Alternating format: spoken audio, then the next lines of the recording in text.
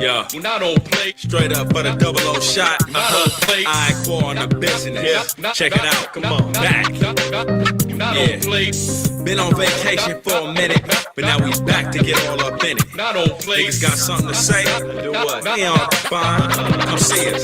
What? Yo, you ain't gotta look hard to see me. You still wanna be me. Continuation like a genie, you gay ass PC. My thoughts is like a hairpin trigger, and I squeeze till it's empty. And my hit list is lengthy, so don't tempt me. Numero uno be you fake jakes. Talk behind my back and call me disgrace. But when I see you in the streets, you like Sam Jack and wanna negotiate. Brothers' heads is like blow up dolls, and it's time to deflate. Snakes try to infiltrate the beards of the sons of Jake. I kill that noise with a silence over 3-8. Noose around the neck for the rest of you fakes. I got no time for games, effeminate lanes, venomous dames. You wanna get slain? Encounter my folks, think you got it, then walk the tightrope. Go for broke, fall off and get smoked. Anyone else that approaches, I play you out like brooches with two options. Either get sprayed or I can get the stomping. Yeah, hit the streets, we equipped and don't play. Killing all these corners and curves of LA. We ain't hard to find, nigga, at night or all day. It's the S-O-J. When we hit the streets, we equipped and don't play. Killing all these corners and curves of LA. We ain't hard to find, nigga, at night or all day. It's the S-O-J. Since the SOJ is known for precision, we gleam and glisten, foes froze to listen. Living in the matrix, nose, jaws, and facelifts, laced with tasteless rings, chains, and bracelets. Niggas born with more game than Nate Smith. Wasted and souls disposed when they slip. As the days drift, they walk dead and stay stiff. Basement, the sound, and sons to J Spear, stay dip. And leather and spikes took the word. Downtown, even a back to the burbs. Y'all heard we burn, cause man, we gets busy. Talking about Christ's works and who is he? Y'all ain't feeling as though we revealing this. Looking all strange, deranged like you're killing us. Sticks and stones break bones, but words shatter. Vaporize souls and all earthly matter. We hit the streets, we equipped and don't play. Killing all these corners and curves of LA. We ain't hard to find, nigga, at night or all day. It's the S-O-J. When we hit the streets, we equipped and don't play. Killing all these corners and curves of LA. We ain't hard to find, nigga, at night or all day. It's the S-O-J. We be the children of the Exodus, Genesis, Leviticus. Hideous conditions was written and it's scripted in the pyramids. Totally ridiculous how y'all forgetting it. Following tradition is never ever personal. Verdict though is y'all is more blind than verticals. Corners we be working those, hurting them emotions with a versatile flow. It's like a double-edged sword in the hand of a pro. Yo, we coming. Used to wear garments that was stunning. Had heathens running, kingdoms crumbling. It's like we was running backs but kept fumbling. Learning the ways of the wicked, unclean and sick with it. Rather than the kings and queens we was chose to be depicted. Now watch me flip it. How the hell can you fight over turf? We used to rule the earth. I was destined from birth to spit this. Pronounce a death to the foolish nation and the rest we of with this. We equipped and don't play. Killing all these corners and curves of LA. We ain't hard to find, nigga, at night or all day. It's the S-O-J. When we hit the streets, we equipped and don't play. Killing all these corners and curves of LA. We ain't hard to find, nigga, at night or all day. It's the S-O-J. Not on plate. Not on plate. Not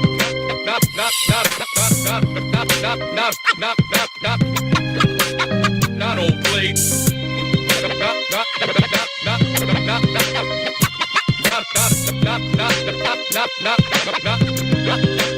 Not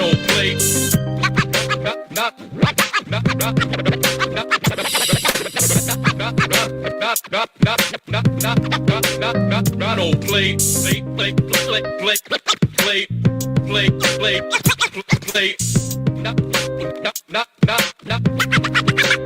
Not on plate.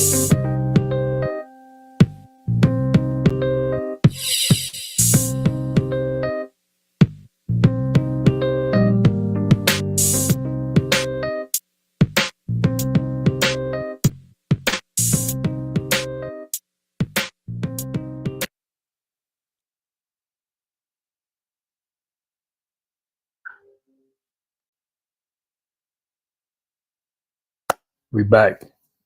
All praise, honor, and glory to the Most High. While you're outside, it's your brother IQAhmath. I acquire first name IQ is all the same. You've reached DSTM. Don't shoot the messenger. If you've been around, you know what I've been putting down.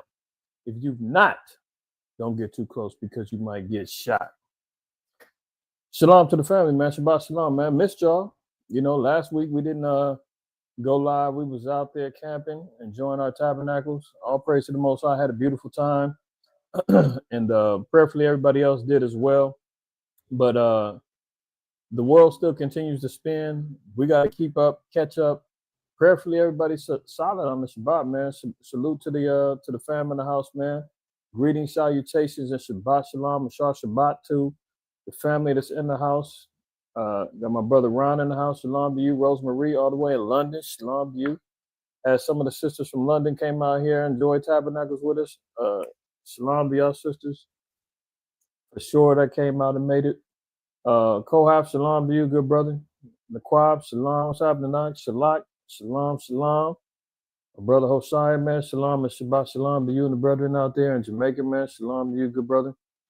The house of Byron, man, shalom to y'all. All praises. Sister Catherine in the house, shalom, shalom. And everybody else is going to be joining in or hasn't tapped in yet, hasn't put forth a greeting or a salutation to the saints. Shalom to you. If you're catching up on this on the back end, shalom to you, right? I know for sure, and I hate to sound like a broken record, but the shadow ban on the channel is in full effect. So we need y'all participation. Make sure you wipe your feet, hit that like button. Let's fight back against the beast system, man. Let it be known, man, that you are enjoying the content over here. You're willing to share it. You're willing to notify others, man. Tell a friend to tell a friend to tell their friend. You dig what I'm saying? That's what we got to do right now. Because how do I know? I didn't even get notified. I'm checking my phone just to see if I got notified for today's episode, and nothing.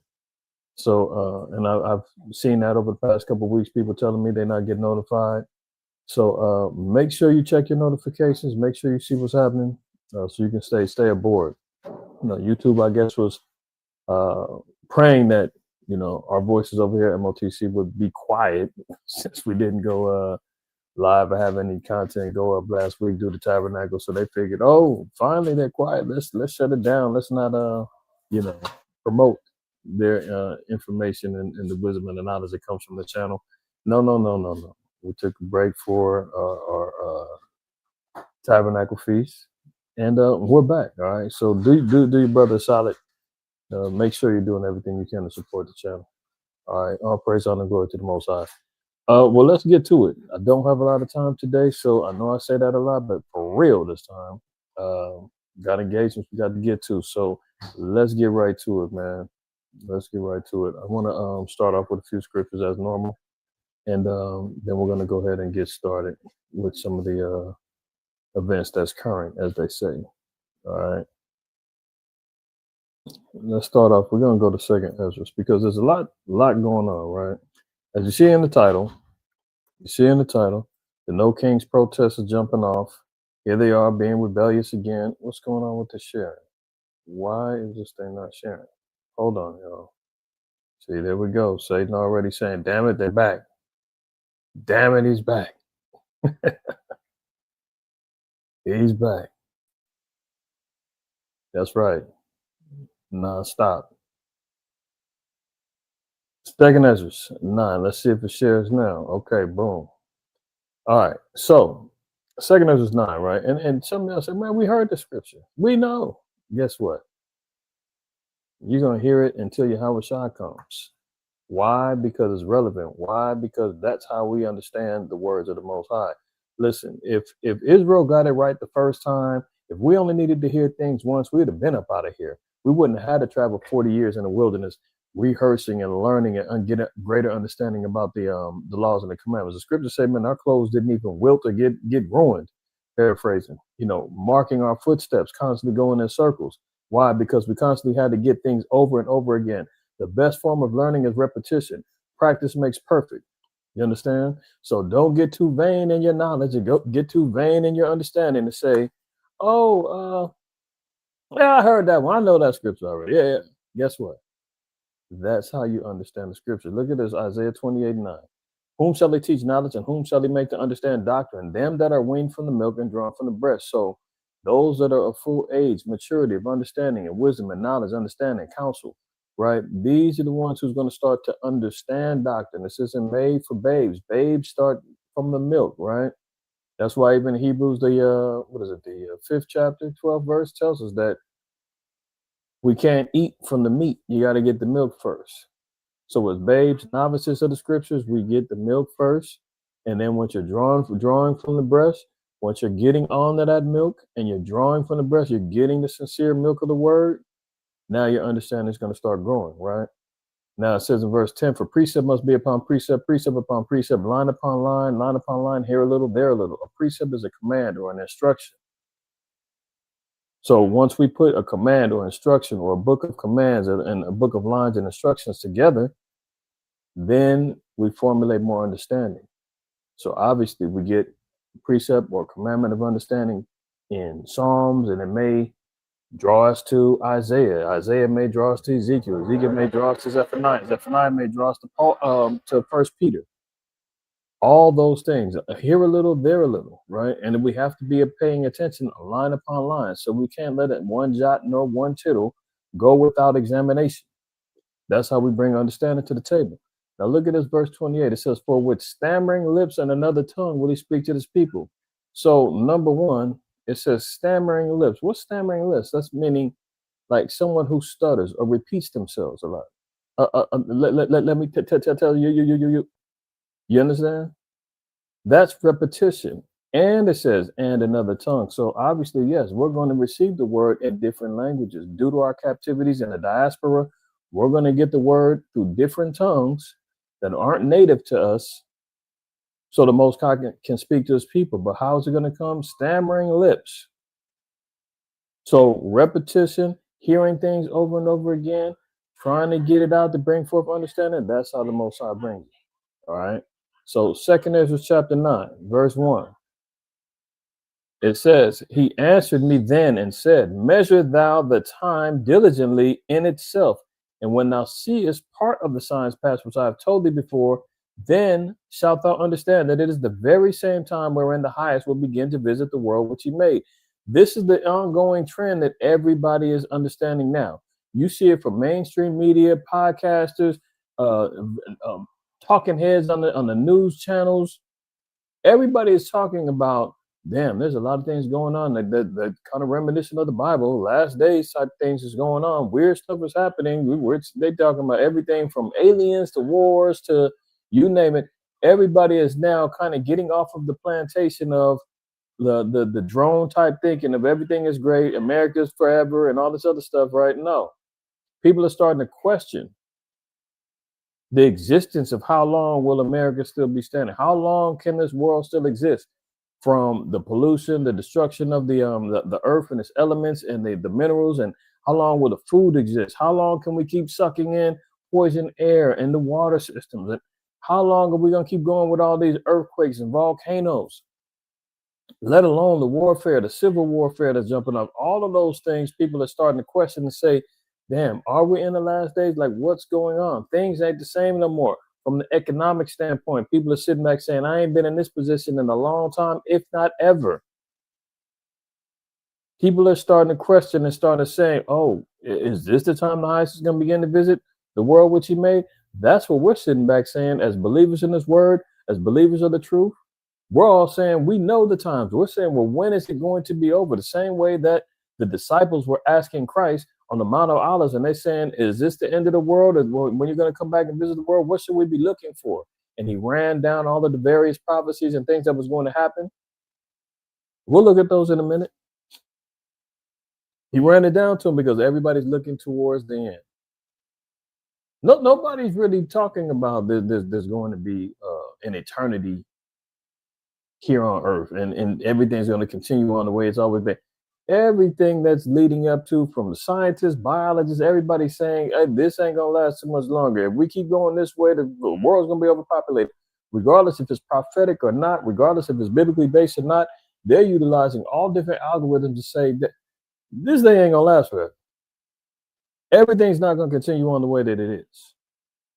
But we are paying attention to these particular things because this is what the creator of heaven, earth, and all that in them is said, that this is the blueprint that's going to lay down to when the shifting of the guard is going to happen. The end of Esau's world and the beginning of it that follow with it. The children of Jacob, as it says in 2 Ezra 6 and 9, Esau's the end of the world and Jacob is the beginning of it that follow it. This is what we're waiting on.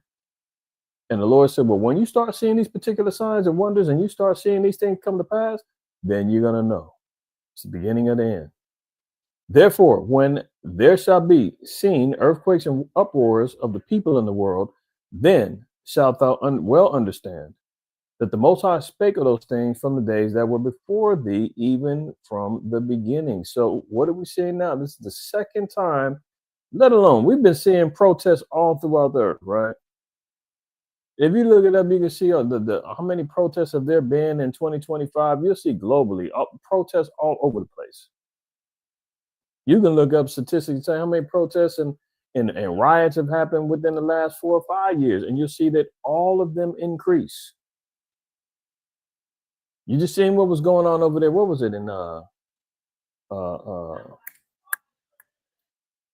wasn't India? Oh man, it's escaping me. But they just had like big uproars over there in was it India? I forgot where it was. But over there in Indonesia, you know, they had big uproars. People rioted against the government. The youth movement was going on over there. You're seeing it here, the No Kings protest now.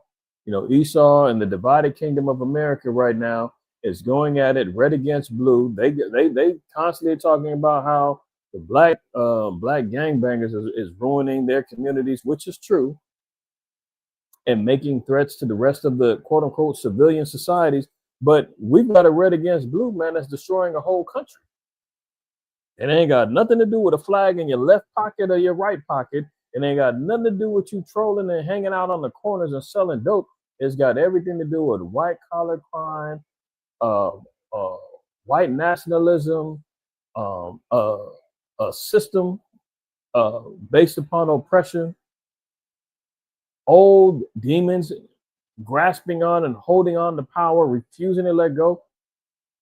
The House of Byron, I haven't got a chance to see that Mitch McConnell? I got to see him. I heard he done fell out walking down the hallways. He glitched out before, standing before the public, getting ready to make a speech. He glitched out. I mean, these old demons, man, pulling slow Biden moves all over the place. They refuse to let go of power, man. They can barely walk 2 feet without fumbling and stumbling all over the place, but they still want to hold on to that power. Let me see if I can find that real quick. I got to see that.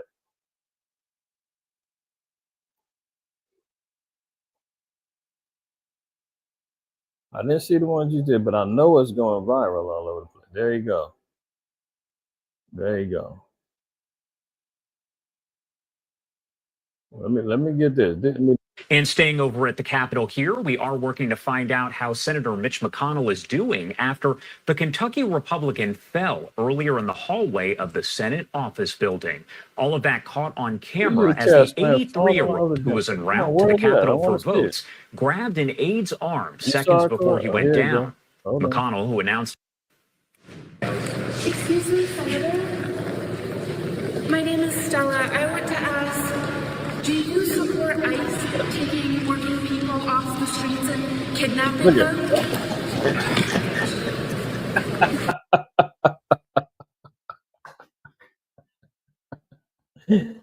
Oh, man. Sleep at the switch, Mitch. Sleep at the switch, Mitch. Good Lord.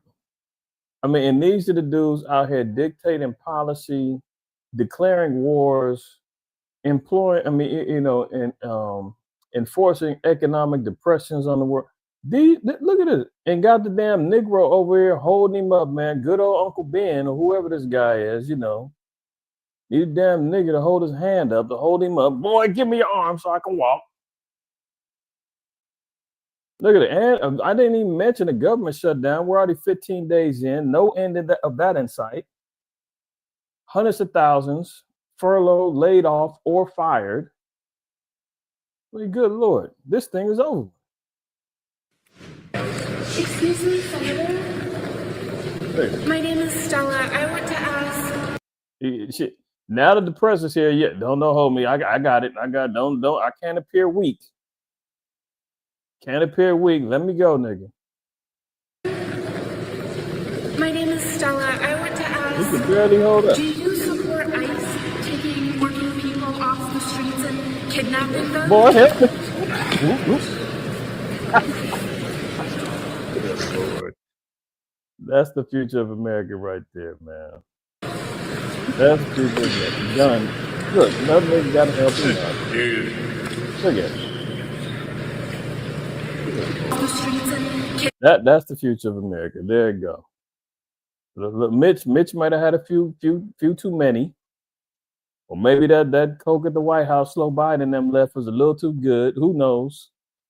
But man, this dude then glitched out before in public. I mean, he needs to be sat down and retired somewhere. But Esau will not let go of that power. They're gonna hold it all the way to the end, right? But this is leading to the uproars of the people in the world. Now we're gonna fully, and like you said, we're gonna understand that the Most High spake of those things. Getting back to 2 Ezra 9 verse 4. Most High spake of those things from the days that were before thee, even from the beginning. Verse 5, for like as all that is made in the world hath a beginning and an end, and the end is manifest. So all good things must come to an end, as they say, right? The run that Greece had, they ended up faltering. The run that Rome had, they ended up faltering. All of the kingdoms that Esau has been establishing, they all have an end. Babylon had an end, Assyria had an end, Egypt had an end. And all of them thought that their empires were going to last forever. They thought that they were going to be the ruling power, the elite forever. Assyria, you name it. Pass it on down the line. Great Britain, France, Germany.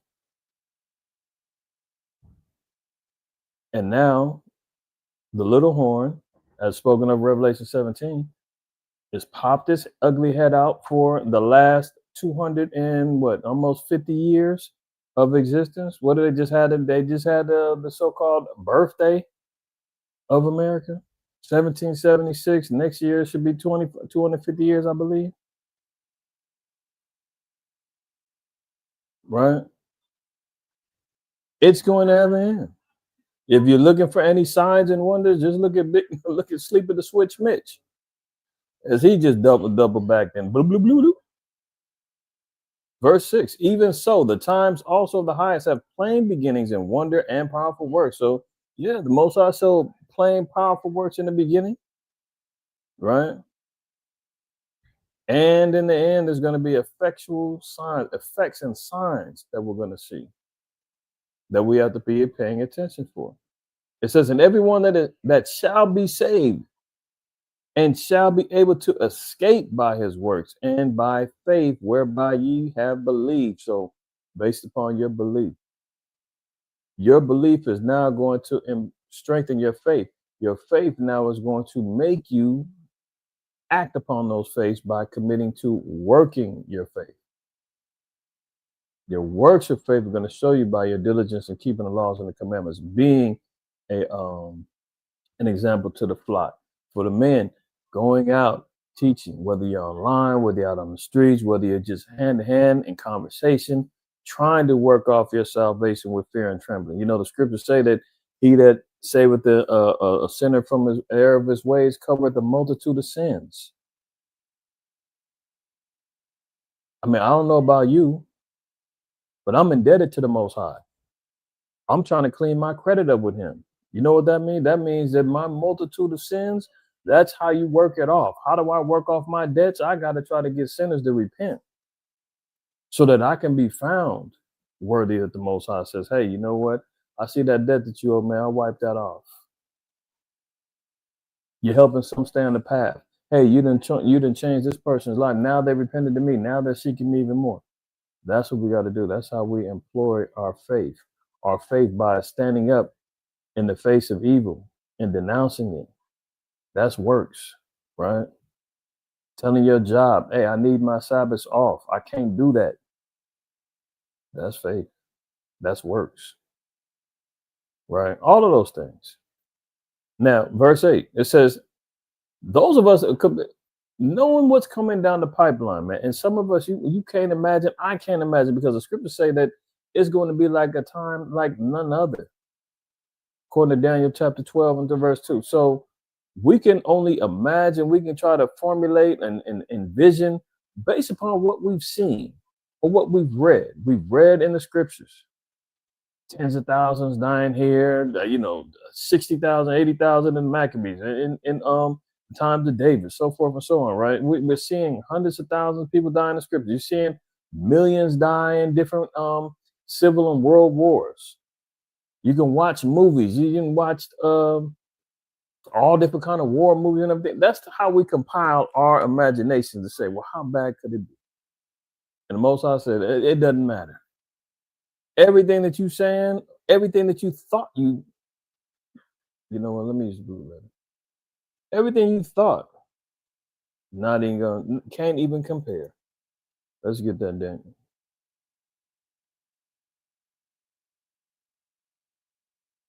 Daniel 12:1. And at that time shall Michael stand up, the great prince, which standeth for the children of thy people. So Michael, the archangel, Michael, stands for Israel, the children of thy people, right?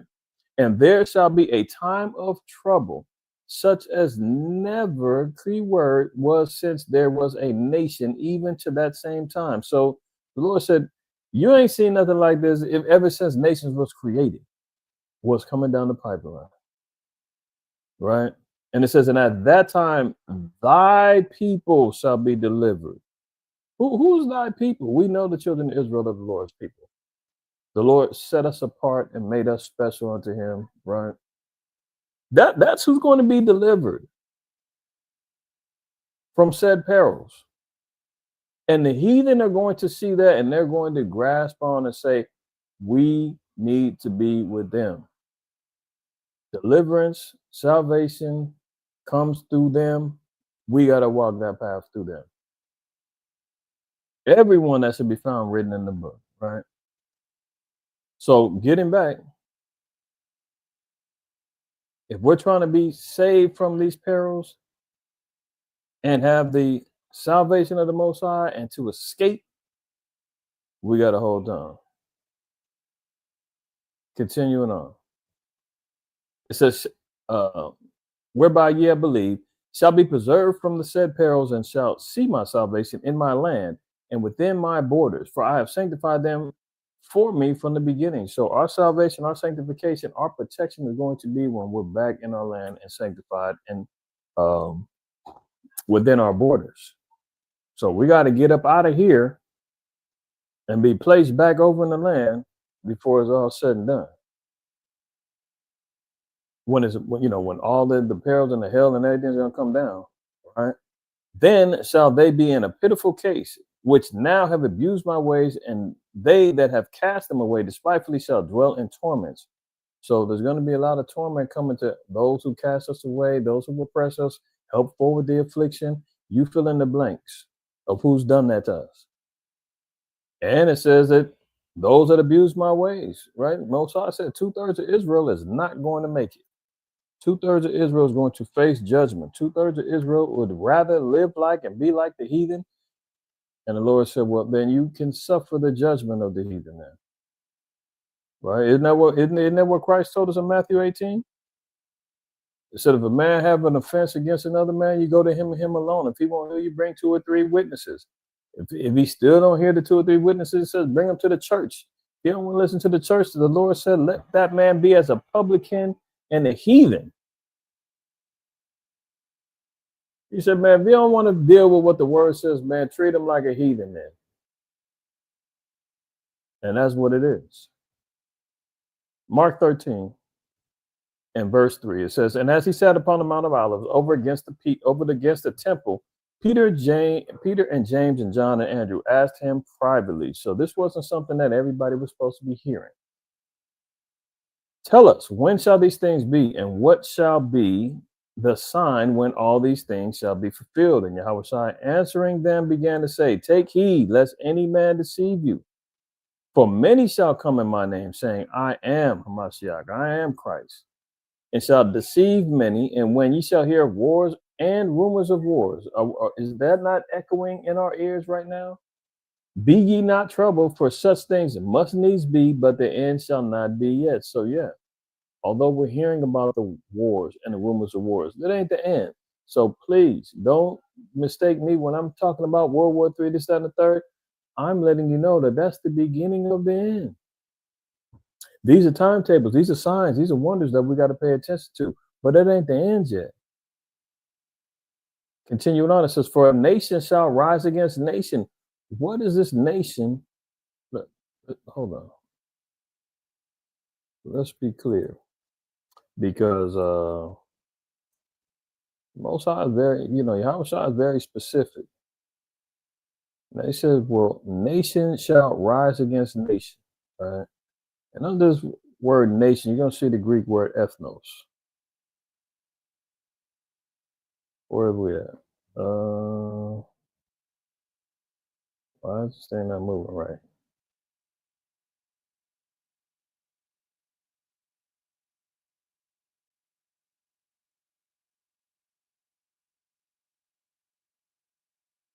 See this word right here?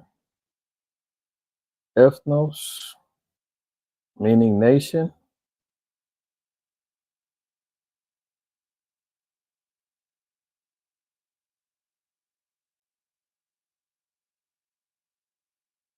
Ethnos, right? A multitude, whether of men or beasts, associated or living together, company or true. But what do we want to see here? A tribe, nation, or people group.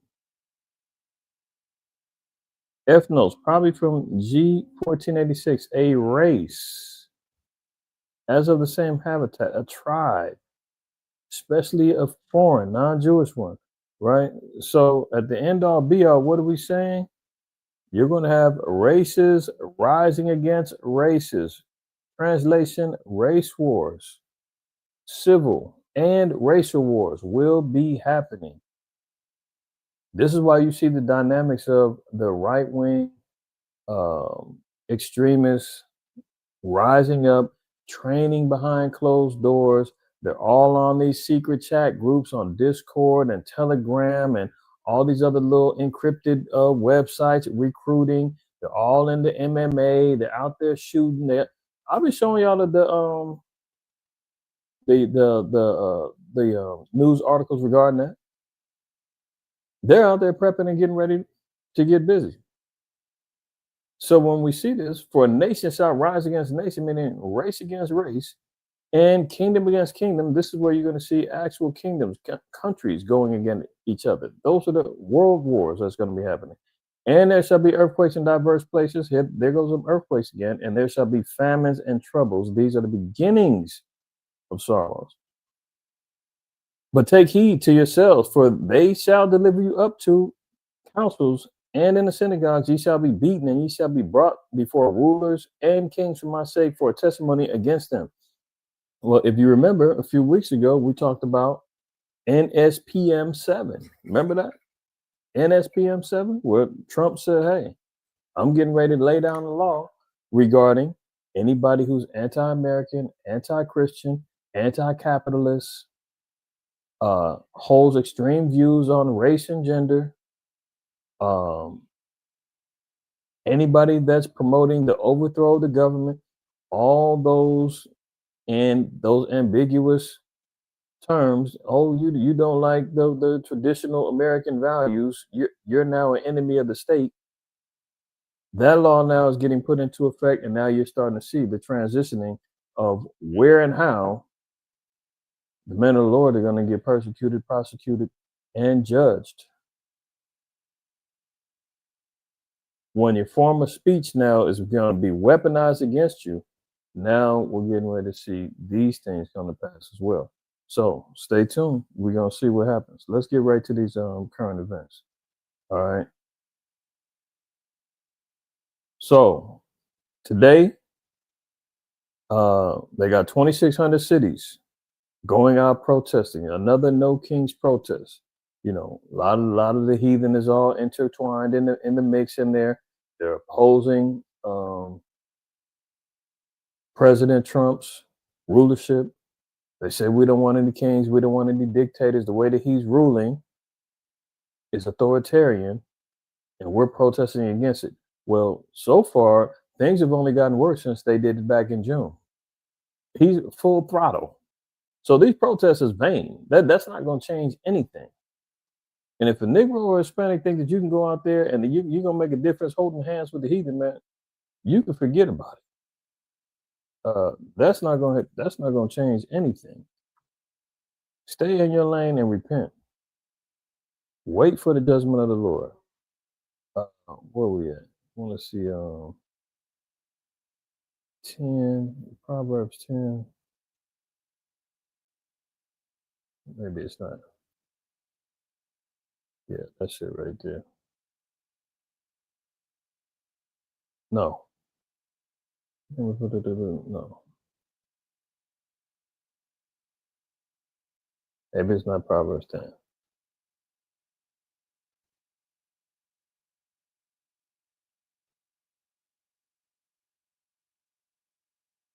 Hand joining hand.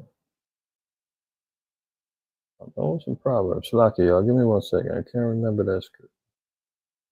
I thought it was in Proverbs 10.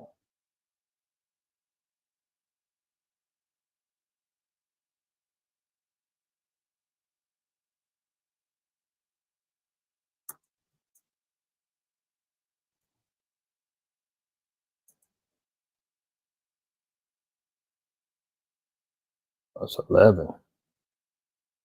11. I thought it was 10. Proverbs 11:21 says, though hand join in hand, the wicked shall not be unpunished, but the seed of the righteous shall be delivered. That's why I say, Blacks, Hispanics, Native Americans, man, stay out them damn protests. You're joining hand in hand with the wicked. The Lord said that you're joining hand in hand. Doesn't matter. The wicked is not going to go unpunished. The judgment of the Lord is going to set forth. It's not a protest, a vote that you can do that's going to overturn or change his ways or the ways of this place. It's not going to happen. We shall overcome. Holding hands. I shared some information with y'all how the CIA, and them utilizing agent provocateurs, and they're behind many of the protests that go on. They come up with the slogans. They come up with the figureheads, the fall guys. You understand what I'm saying? Like a lot of these things are engineered and phony. Crowd surfing, you see those. I've shared with y'all the 1-800. What was it? Not crowds, but I forgot the name of it. But you've seen the websites, man, that help you advertise. If you want paparazzi, do you want to appear like you're a star? You want protesters? You can go rent all of those things. And all people are running out there thinking that they're going to make a difference with these protests. That's not happening. You tried it in June. Things only have gotten worse. The economy has gotten worse. Wars have continually escalated. You understand what I'm saying? ICE has been let loose all over the streets. That's not changed anything. What the Lord say? The seed of the righteous is going to be delivered, right? So here we go. Bloodline, talking about seed, sperma. The righteous are going to be delivered up out of this. You can't join hand in hand with these people thinking you're going to make a change. That's out. So let's look. Demonstrators began gathering across the country for protests against Trump. Protesters are expected to rally more than 2,600 cities and towns to oppose presidential actions they see as authoritarian. So, all good. Let's continue to see some more uprisings, uproars of the people. That only helps us prophetically. Matter of fact, I said we're going to look. Let's look and see. Poor Mitch. What was that show that Kevin Hart had? And they were calling males, the male word for female dog. I'm going to keep it PG. Male, they were calling him a Mitch. I forgot. Husband, Hollywood Husbands or something like that. Kevin Hart had the TV show. And they was telling dudes, man, quit acting like a Mitch, a male itch. You follow? There he goes. There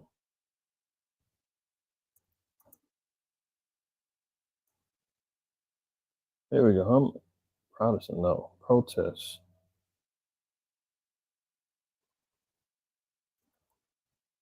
Let's just look at 2024, how many protests. ACLU said there was 2,100 protests in 2024, right?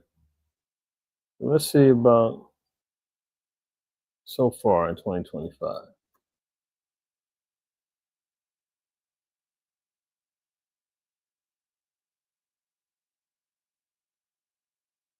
That was 2,100 globally, right? They're talking about just 2,600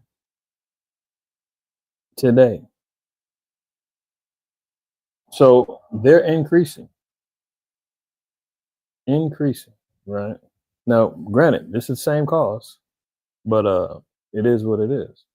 So here you go. Protest of the people, right? Didn't it say also earthquakes? Urgent warning over a sonic boom, earthquakes that raise entire cities and could strike at any moment. So we've seen activity, earthquake activity, jumping off everywhere from Hawaii, uh, Papua New Guinea, all the way to New York and New Jersey. They've been experiencing earthquakes. Kentucky, the Midwest.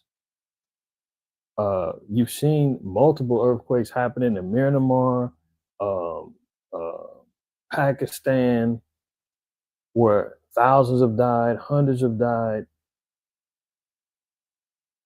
Yeah, so the earth now is upset. Earthquakes are rising up. That's another sign that the Lord said we have to pay attention to.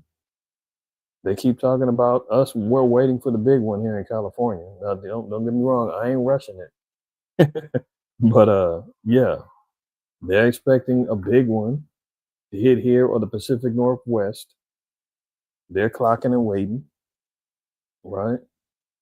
Let's continue. Oh, Russia mocks Donald Trump's America. Civil war is coming in the U.S. Well, Yahushua said it first. We just read that. But I guess maybe people will listen more when you hear some Russian lawmakers and propagandists and government officials say, hey, we believe what the Bible says and what the Israelites are saying. We keep talking about civil war is coming. Now the Russians are saying it. The Russian lawmakers said we should take advantage of their existing differences. We should drive them not only to an economic shutdown, but a political one. So even Russia knows kingdom divided against itself can't stand. But Yahushua told us that first. A Russian lawmaker has claimed civil war is brewing in America, and he, as he called Donald Trump, quote, dumb. Andrei Lugovoy, an MP in State Duma, the lower chamber of Russia's parliament, claimed Moscow should take advantage of Republican-Democrat, quote, divisions and cause a shutdown. See that? So if they're talking and they're observing from thousands of miles away saying, look at America's divided, America's jacked up, they're weak right now, we should go ahead and capitalize off of this. You don't think the rest of the world is noticing? They've been talking about how America's, they used to have some of the top rankings of passport visited cities. Now they fell out of like the top 10. Nobody's trying to come in no more. They're talking about people are now becoming more expatriates and removing or declining their citizenship, or they're getting dual citizenship. Like they want to be citizens in other countries, but still maintain the citizenship in America, or altogether they're denouncing their citizenship. All that is on the rise, which is all evidences and signs that we should say, man, this thing is going down. This place is dwindling. The mystique that America once had, that's dwindling. That Revelation 17, man, that mother of harlots that used to wear the purple and the costly array and the pearls and everything else, man, that she used to show off, and she was the envy of all the nations, and everybody wanted to be in her little brothel. Yeah, don't nobody want that poison breast milk no more, man. Everybody is weaning themselves off of the teat of America. Look at this. In a staggering appearance on Russian state TV, he claimed differences between the two U.S. political parties are, quote, entering a phase of being impossible to resolve, and the Kremlin should, quote, interfere. He said he doesn't treat claims that a, quote, civil war in America is coming as a, quote, conspiracy theory. Oh, yeah. Years ago, they would say we was a conspiracy theorist, or we were twisting the Bible, or we were taking things out of context when we were talking about the end all be all for America and its judgment. Oh, now all of a sudden everybody's on board. The only ones who still holding on is a damn black Christians who were just completely whipped with Stockholm syndrome of doctrine, begging for their masters to be liberated, freed, and to have continual rule over them. The rest of the world is like, what are you holding on to, man? That place is over with. Its leadership is divided. Its leadership is completely shot. The people in your own country are protesting and saying, we don't want him. We want out of here. So, you see the spirit. You see what's prevailing over this place. Let's continue. The drones are coming. Prepare for Russian kamikaze drones to swarm skies above Britain. Government has warned as Iranian weapon is unveiled in parliament. So yes, Iran has supplied drones to Russia. Russia now is threatening to send them drones on over there, right? No, we're not gonna go there, but you read about in like Revelation 9 tells you about the locusts that we're gonna give power over there. Imagine what you're seeing when you hear about locusts. You're talking about a destructive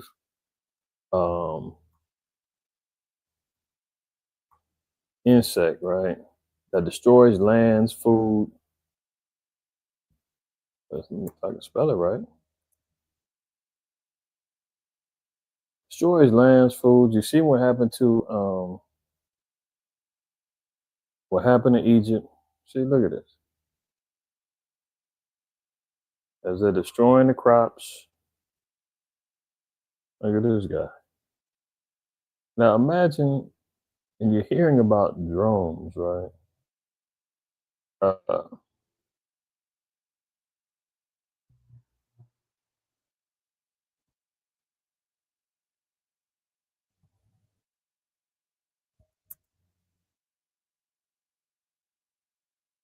And then you see some of these, they got different images similar to this. These are all artworks, right? But at the same time, they have the capabilities and the mobilization of the drones, right? Now most of the warfare is drone warfare, which is similar to what we're seeing with like a plague of locusts. Everything is all based on, they said they got the head of a man. Look at it. Some of these things, man, we have to take into consideration to see where exactly Esau is with his weaponry, prophecies, and what he's getting ready to use. Because drone warfare right now is like the top forms of espionage and spying, let alone you got the drones with the Hellfire missiles and all that. That's the first wave of destruction. So now they're saying kamikaze drones are swarming the skies, or to prepare for it, I should say. It's not happening yet. Over Great Britain, which is going to be an act of war. Great Britain stands with NATO. Are they going to allow that to happen? Will this happen? This is everything that we're going to see. That's why we see wars and rumors of wars. And they've gotten these drones from Iran. And Iran is sitting back saying, well, we gave you them drones. Help us out with these with our nuclear power plants and our lithium deposit, so we can get on track and get these nukes going. And Russia's like happy to oblige. Remember, America said that they blew up and they destroyed all of the nuclear facilities that Iran had, and meanwhile they said that was a lie. They removed all of the lithium deposits and everything up out of there, and they already back to work again. Britain must be prepared for Russia to swarm its skies with deadly Iranian kamikaze drones, MPs and officials warned. The stark warning was issued today as a terrifying Shahed 136 weapon downed in Ukraine was unveiled in Parliament. It comes just weeks after Russian drones violated Polish airspace and after repeated sightings of unidentified drones in NATO skies. Look at that. Relatively cheap, lethal, and widespread, the drone has become Russia's weapon of choice against Ukraine. See that? See, they don't have to launch the Satan 2 bomb, and um, I know UCL. You sent me that new nuke that they got with the submarines that explode underwater and cause uh, tsunamis and earthquakes and all kind. They got so much stuff, man, that they haven't unveiled. Man, China unveiled new weapons that, man, lasers that America can't stop or track. I mean, it's all kind of stuff on the table. This is why I said this is just the early phase. Oh, send the drones over there. We handling stuff with the drones. That's easy. And now they're saying we can extend those over there to Great Britain, man, if y'all don't shut up and stay out our business. Let's pay attention to that. Continuing on. Now, this is where it gets interesting. Donald Trump plans to send Tomahawk missiles to Ukraine as NATO embraces for World War III. This was the initial headline, right? That he was going to send out these Tomahawk missiles, which are long-range missiles that can reach into the interiors of Russia. That was a deal breaker with Putin and Russia. So they was like, hold on. First, Trump was saying, you know, stop the wars and all this other stuff. Then he doubled back and said, well, hey, I do think Ukraine can actually win this war and actually even get some of their territories back and even some more territories in Russia. And now, all of a sudden, he's saying, well, I'm going to back it up by sending them Tomahawk missiles. Right? But look at this. Now he says he denies it. So we don't know what's going on. Trump denies Ukraine Tomahawk missiles, urges both sides to, quote, stop the war immediately. We don't know. See, this is why they call him Taco Trump. Trump always, Trump always chickens out. Trump always chickens out. Taco Trump, right? So he's always flip-flopping. He's always moving in the form of the double-mindedness. But hey, look, the scriptures say that's dangerous, though. A man like that is dangerous. James 1:8, a double-minded man is unstable in all his ways. Every way he's unstable, man. Anybody that's unstable is unpredictable. You don't know where, what, when, how, or why they're gonna act. You know, this is bipolar. You dig what I'm saying? So you be around somebody who's bipolar, man. They could be good 1 minute, next minute they trying to knock your head off. Next minute they arguing with you every minute, and you saying, "What the hell's wrong with you?" And then they switch and say, "Man, I'm cool, man. You know, I'm not." Nah, I don't even remember doing that, man. No, I was just tripping, man. I don't have my meds right now. So when you got something like that going on, he's unpredictable. Taco is a fitting name for him, and you know he's prideful, so you know he's not gonna take that lightly. Trump always chickens out. I ain't no chicken. I'm gonna show you. He goes out there and does something wild. But him being double-minded, him being hypocritical, him always backsliding, trolling, saying one thing, not doing it, you know. It's a dangerous man to be sitting up in that seat, man, with the codes to the nukes and everything else. So we don't know what's true. 1 minute they say he's sending them, next minute he said, I didn't say that. I mean, he probably doesn't even remember. He's right behind Slow Biden. Slow Biden's a lot worse, you know, with his cognitive abilities. But mental capacity, man, they both kind of like off there, man. Look, you see, Mitch? Trump ain't too far away from him. Let's continue. Cannon fodder. Putin could deploy 2 million reservists to meat grinder war with law change as Trump mulls sending Tomahawks to Ukraine. So that didn't change anything. You hear him talking about, hey, stop the war immediately. Putin doubles down and says, I'm calling in reservists. That's not going on. And they've got a rumor talk that they're going to meet again. You know, so we should keep our hopes up. Maybe we're going to get peace, man. The two devils getting ready to wag their forked tongues at each other, man. Maybe it's going to come together and they're going to actually speak the truth. I doubt it. It's not the way that things work. Continuing on, look at this. Sweden to begin stockpiling food for the first time since the Cold War. So I don't know about them, you, or anybody else, but they're over there stockpiling, getting ready for war. regardless of what the narrative is that the press is saying, the government is saying, Esau is saying over here in America, hey, we're working on peace. Hey, look what we did in Gaza. We're going to do the same thing for Ukraine and Russia. Oh, really, Gaza? Oh, we'll talk about that in a minute. You know, the haters will sit back and say, see, he said it wasn't going to happen. He said that Trump couldn't pull off the peace. He did it.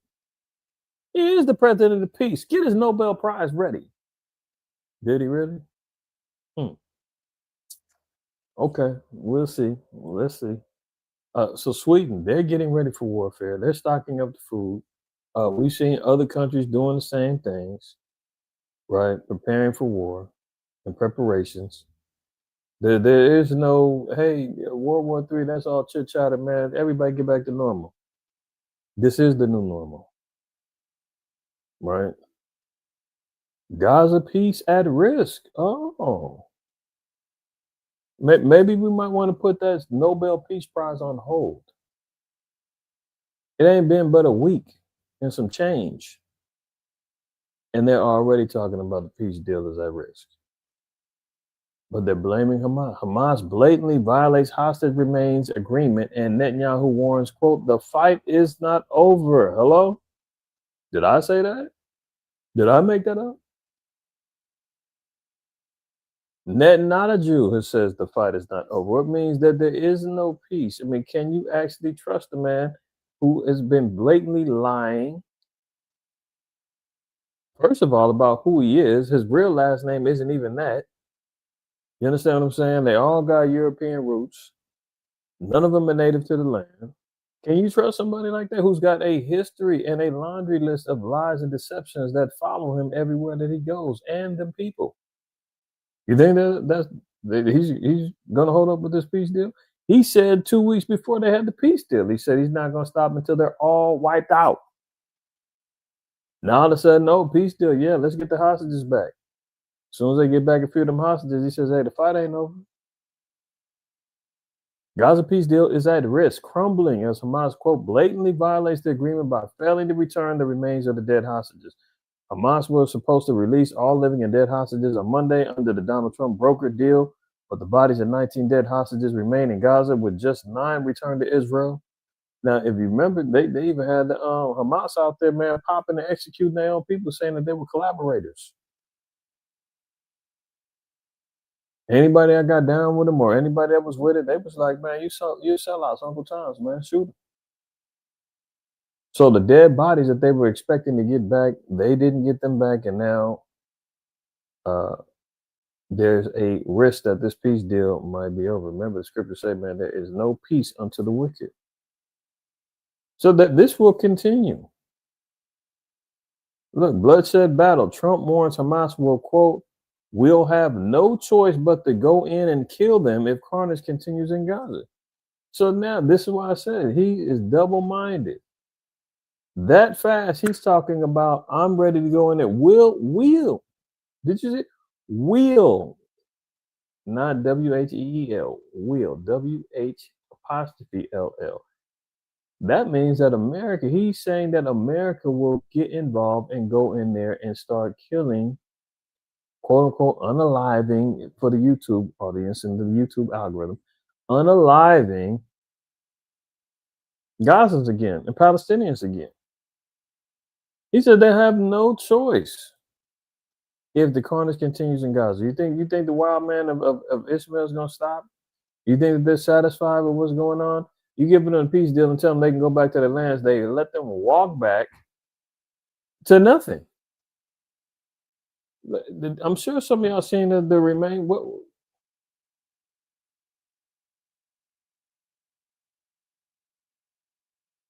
Let's see. This is what they told them you can go back to now. Hey, peace deal on deck, man. Go ahead and back home.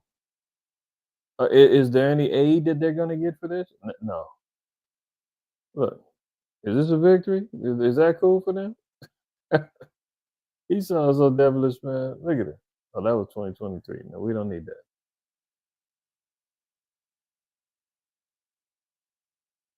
that. This is what they can have back. Huh? You think they satisfied with that? Oh, we're gonna let you start eating again. We'll let the food in. Right.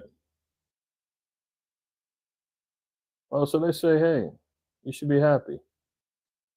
So they're still over there tearing up stuff. They mad as hell. Look at this. Donald Trump has warned Hamas he will go in and kill them if bloodshed persists in the Gaza Strip. His fierce warning seeks to end violence that has continued to plague Gaza, with Hamas executing quote collaborators and killing rivals in deadly gun battles. Trump's feelings on the violence seem to have hardened significantly. Oh, really? When he speaketh fair, believe him not. Right? 7 abominations in his heart. Proverbs 26:25. Oops. He said on Tuesday that Hamas activities, quote, didn't bother me much, suggesting the terror group had taken out a couple of gangs that were very bad. See, that's how Esau play. Esau said, man, I don't give a damn. They can kill each other. That's fine. That's word to you Negroes out here and Hispanics out here killing yourselves off in the streets, especially out here in LA right now. It's super hot in the streets. Gang wars is jumping off, man. Bodies is dropping. The shootings damn near every week. They're not promoting it worldwide. You don't, but trust me, this gang war is really heated up right now out there, man. And Esau could care less. He's like, yes, kill each other. We're trying to gentrify and take your neighborhoods anyway. The more you niggas that's killing each other, the better. Ambulance on standby. We'll pick up the bodies, drop them off. And then we're building a Starbucks at your favorite, little liquor store hangout that you used to be. We're tearing that down. We need our people comfortable when we come back in there and take over. So you see here where Trump said, man, hey, it didn't bother me much that they out there killing and executing collaborators and all this other stuff. Look, he talking about, oh, there's just a couple of gangs. And all of a sudden, Agent Orange, man, he's tapped in with the streets. He's always talking about gangster stuff. Oh, yeah, the bad gangs from Venezuela, the bad gangs in Chicago, the bad gangs in Palestine. Like, how the hell are you always talking about some gangster? Oh, well, I guess he is the biggest gangster. Let me correct myself. He's tapped in with the political streets, man, representing the Republicans and his rivals, the Democrats, have mobilized their zombie hordes out there in the streets right now to protest. Unbelievable. It says, then he vowed that the U.S. would force them to disarm, quote, perhaps violently, if they refuse to do so. Perhaps violently. Well, Esau loves violence, man. Do you think that he's not willing to commit to violence? He loves violence. That's what he's rather go do. Right? Look at this. As he's parading around looking for Nobel Peace Prizes, he's steadily engaged in war. But notice this. I said this before. He wanted that. He wants the oil and the resources, the gold and all of that, right? Look at this here. Maduro offered the U.S. access to Venezuela's oil and mineral resources to avoid war. Didn't we said this was all about the war? I mean, this is all about resources, lands. This is all about him being replaced in a coup. You see, this is the ignorant. This is the violence and the wickedness, man, that the so-called white man does, man. Isaiah 5:8, it says, "Woe unto them that join house to house." What does that mean? That means he's joining houses. He's building his empire. He's taking over homes and building them up and creating them and saying that they're his. He's joining them together. This is mine. That's mine. This is mine. That's mine. I'm taking over this house. I'm joining it this way. That lay field to field till there be no place. Meaning what? He takes over all the field. Look at Bill Gates, largest farmland owner in the U.S. They seize everything until there's nothing left. That's the colonizer. That's the mentality of, Job 9:24. The earth has been given into the hand of the wicked. He knows that. And he says, man, this is all mine anyway. And if you're not running it the way that I want to, if you're not giving me access to everything I want, I'm taking it. And they're laying field to field till there be no place, until he's got everything. This is why he was talking about the plans that they were talking about with Palestine and Gaza. Remember he was talking about that? Oh yeah, we can take this over, man. We can build casinos. We can build, the Ben Gurion the Ben Gurion what were they calling it? I know this like the Ben Gurion plan, but they were trying to build a streamline to create the imports and exports. See, this is what he does. He wants to take everything until there's nothing left. That they may be placed alone in the midst of the earth. He just wants it to be him. Remember the Georgia Guidestones? I said they wanted to, which are now since been destroyed. The Georgia Guidestones said that they were going to have a population of 500 million. Everybody else is going to get put to death.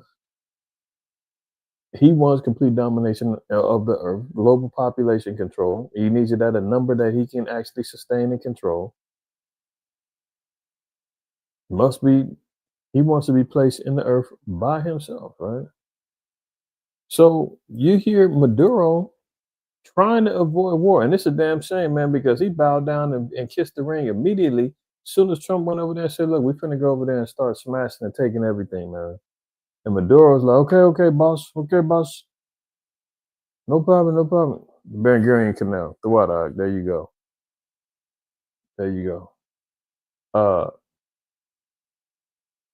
Maduro tried to cop out and say, man, I don't want no problems. What do you want? Take it. But the damn bloodlust of the so-called white man and Trump and all of them said, no, that ain't enough. I want you dead. I want you gone, and I'm taking everything. Don't give me nothing. I'm taking it. Thus saith the Lord. Look at Job 24:2. Some remove the landmarks. They violently take away flocks and feed thereof. What do? Violently take away flock heritage. We know Micah chapter 2. Remove landmarks, Venezuela borderlines and anything. He said, man, that I'm getting ready to take all of that. What are you talking about? It's Central America. Last word, America.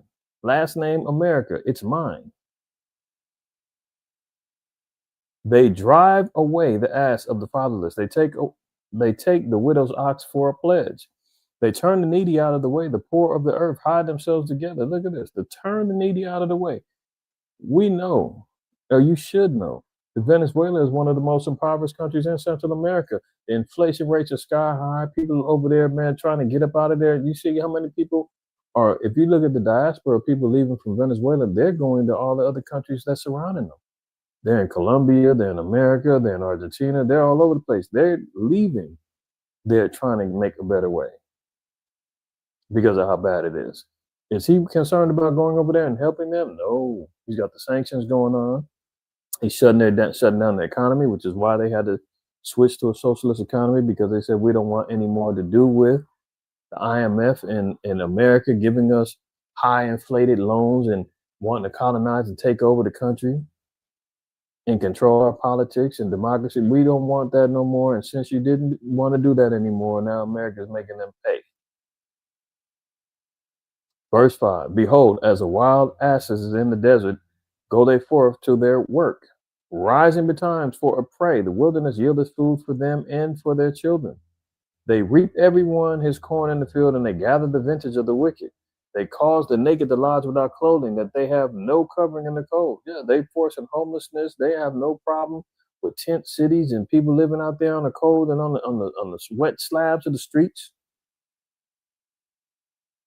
Look at Gavin Newsom, man. Remember, he lost $24 billion that was supposed to go to the homeless. Now, there's still no accounting of that money. Where is it? They cause the naked to lodge without clothing, that they have no covering in the cold. They are wet. Was it billion? I think it was 24. I think I said million. I think it was 24 million.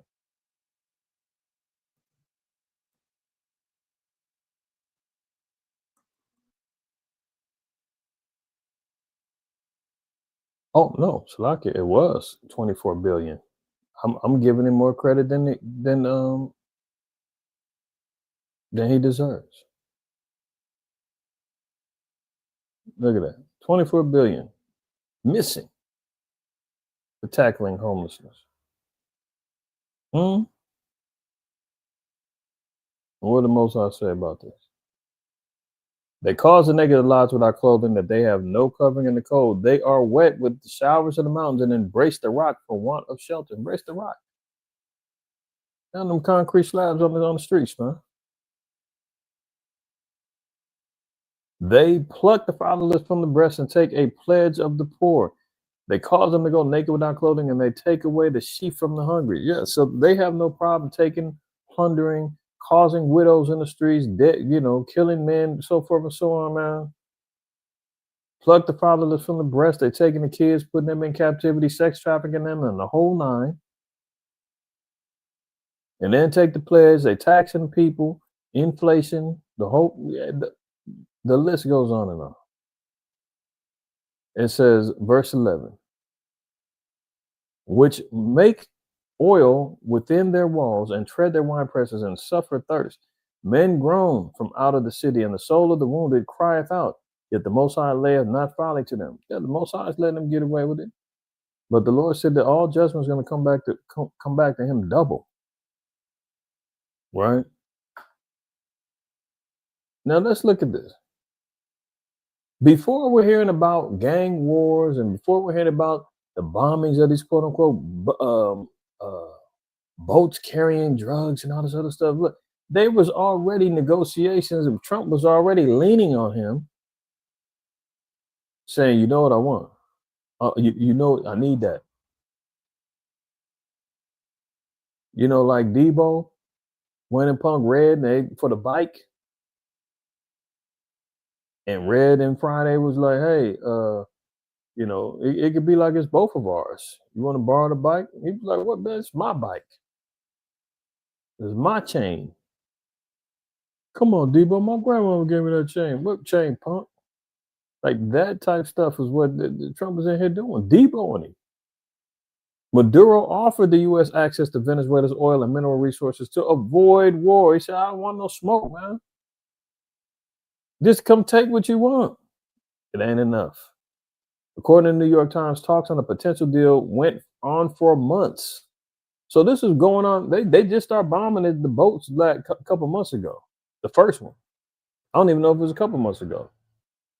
He's been leaning on him for months. And Maduro, the president of Venezuela, saying, come on, man, don't do me like that. Let me just stay president, man. You can have what you... No. I want it all. I want you dead or replaced. I want the land. I want every damn thing. Look, the government of Venezuela president Nicolas Maduro had offered the U.S. access to Venezuela's oil, minerals, and other natural resources as part of a potential deal to avoid conflict, the New York Times reported Friday. The report said talks on the potential deal went on for months, despite the U.S. increasing military pressure on Venezuela and bombing boats in the Caribbean, but they have ceased since President Trump recently ordered his special envoy, Rick Grenell, to halt diplomatic efforts with the Venezuelan government. Now that's a lie because they just bombed another boat the other day and they found one quote unquote survivor and snatched him up. Where's he at? Who knows? Where was that at?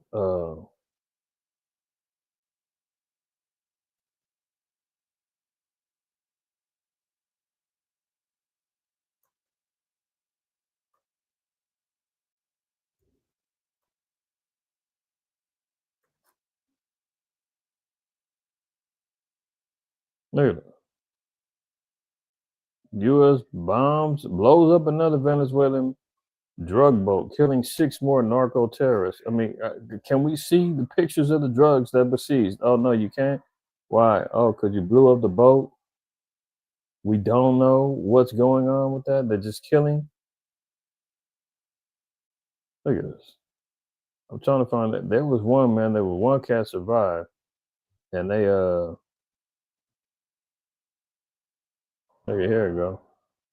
U.S. military confirms U.S. strike on alleged quote drug carrying submarine. There have been no known survivors until now across 6 military strikes that have killed at least 27. They captured one of the dudes.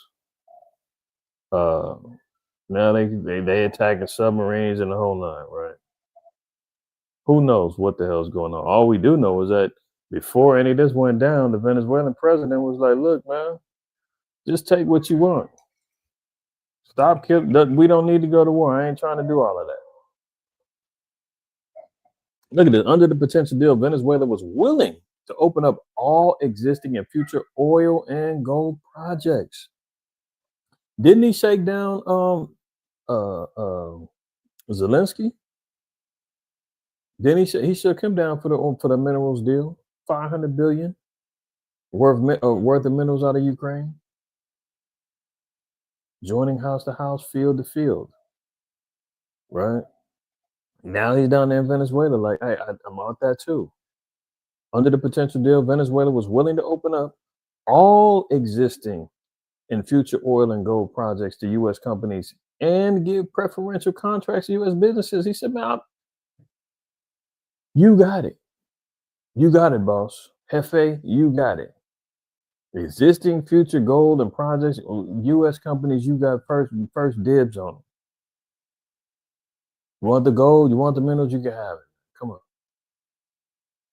Very similar to how the Spaniards came over here, conquering and destroying the Maya, constantly destroying and pillaging and raping and seizing the lands of the Inca and the Aztec,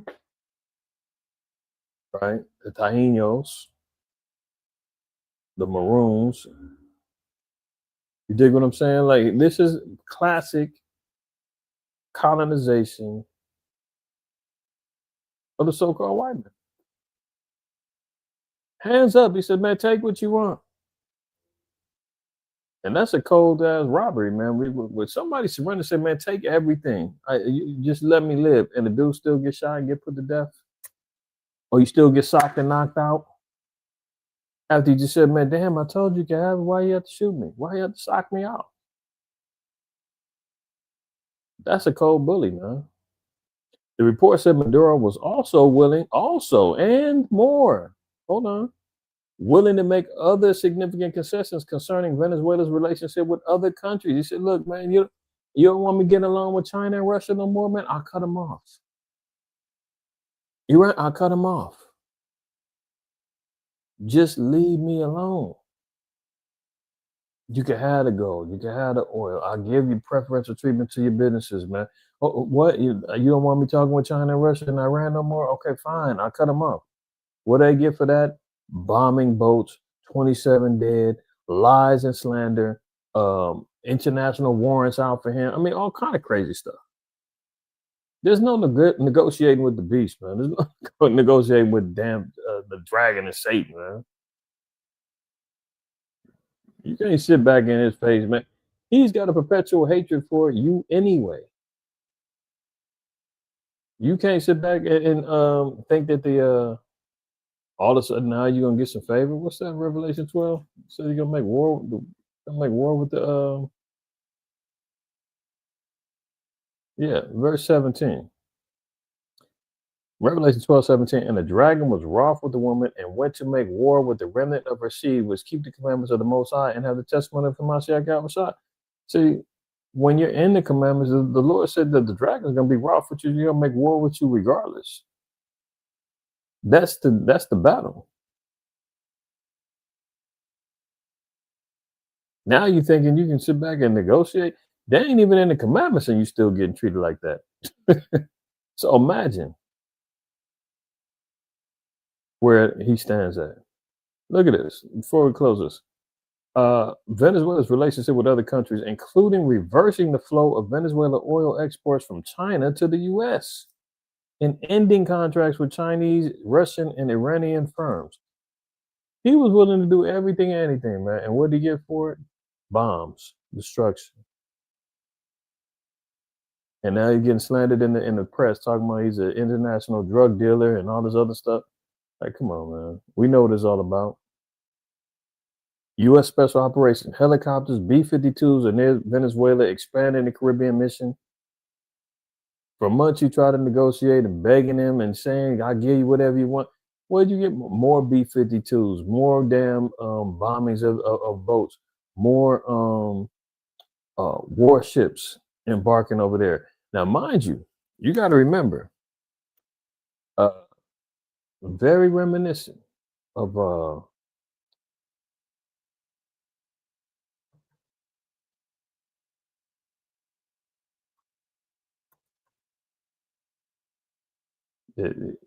some of y'all know this, some of you might not.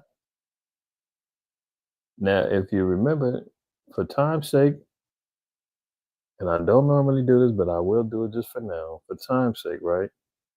We'll let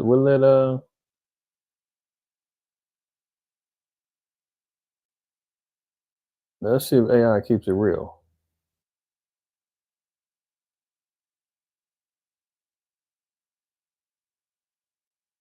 Okay, let's look at this. This is how the Vietnam War started, right?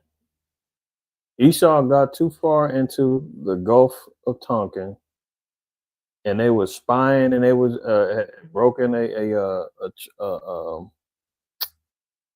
agreement of where they couldn't travel to. They got caught. They shot at the Vietnamese. They doubled back and said they got shot at, which caused the war to jump off. In other words, man, Esau lied and said they got fired on, started this whole war. The Gulf of Tonkin incident has been surrounded by controversy. Subsequent investigation revealed that the second attack on August 4th likely did not happen, raising questions about the accuracy of the information presented to Congress. This incident contributed to a growing skepticism about U.S. government transparency and military actions in Vietnam. I mean, we should know, man. All of the things that we have. Now, see here. August 2nd, 1964, the USS Maddox conducting reconnaissance was attacked by North Vietnamese torpedo boats. August 4th, a second alleged attack on the USS Maddox and the USS Turner Joy was reported, but later evidence suggested it did not occur. I've read and seen this whole incident did not occur. They got caught slipping over there doing reconnaissance, and the Vietnamese caught them. They fired off and got up out of there. And then they doubled back and said, "Oh, we went back again, and we got shot at again," and that's what caused the whole thing to go on. Point being, far be it from the so-called white man to tell the truth about an engagement of war. If he's over here conducting experiments and dropping bombs and committing biological warfare on residents from St. Louis all the way down to Avon Park, Florida, and in Georgia, and in San Francisco, and bombing cities in Philadelphia, and all this other stuff. I mean, why would we believe that he was innocent in starting all this war? Y'all gonna look at the Gulf of Tonkin. There's a whole conspiracy, not even conspiracy. The truth is, it was all set up upon a lie, and drew people into that, and drew America into that Vietnam War that essentially took a lot of lives, jacked a lot of people up, brought Jakes back with PTSD and drug habits and false promises and all kind of madness. So don't be surprised if there's some story about how some Venezuelan boat attacked an American cruiser or shot a RPG up and almost missed a helicopter, and that's what caused America to go full scale destruction mode on Venezuela. See, they're going to run out of the drug boats. Well, people are going to say, well, we ain't seen a near drug yet. We ain't seen a whiff of powder. We ain't seen a whiff of fentanyl. We ain't seen none of this. What are you talking about? Is this even legitimate? Is this, once those stories people start switching up, they're going to say, oh, well, they shot at us. We had to go and invade. Well, they ran that line before, but hey, If it ain't broke, don't fix it. Right? So don't be surprised, man. Esau flips that script. Because clearly Venezuela was ready to give it up. They didn't want to go to war. They was like, man, take what you want, man. Let's be friends. And America's like, hell no. Bombing, destroying, taking what I want. And they're constantly provoking, bombing this boat, bombing that boat, lying on this news channel, that news channel about the reputation of Venezuela, the Trinidad de Agua gangs. All of a sudden now they're the biggest thing on earth, destroying it. Come on, man. They're trying everything. Last thing they're gonna do is a false flag and say, "Hey, they shot at us first, man. We had to do it." Well, it has to be in the means how that worked out. Let's continue. Xi removes China's #2 general and escalating purge of military leadership. We can see here that the nations, in particular China, they're firing generals. Who else was doing that? Oh, Pete Hegseth fires U.S. Navy Chief of Staff. Remember they had that whole little purging of the military, talking about, man, basically like if you ain't on board with us, get out and you can retire, and or we'll fire you. And well, China's doing the same thing. For some reason, these two powerhouse nations are purging the military and basically saying, man, if you ain't on our page, get out. Because we're getting ready to make some harsh decisions and harsh moves, and we want everybody on board. If you ain't on board with us, get out, and we'll deal with you later.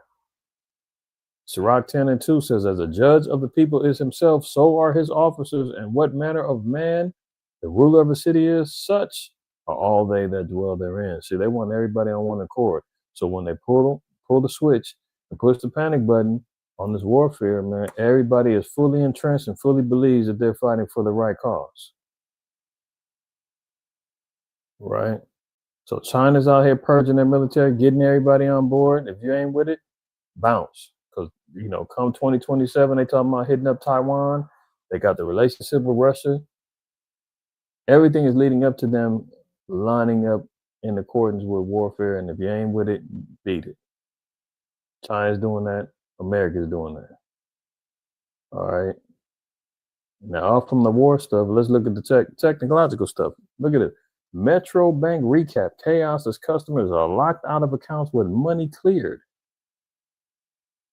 Some customers saw their transactions duplicate, leaving them in the minus.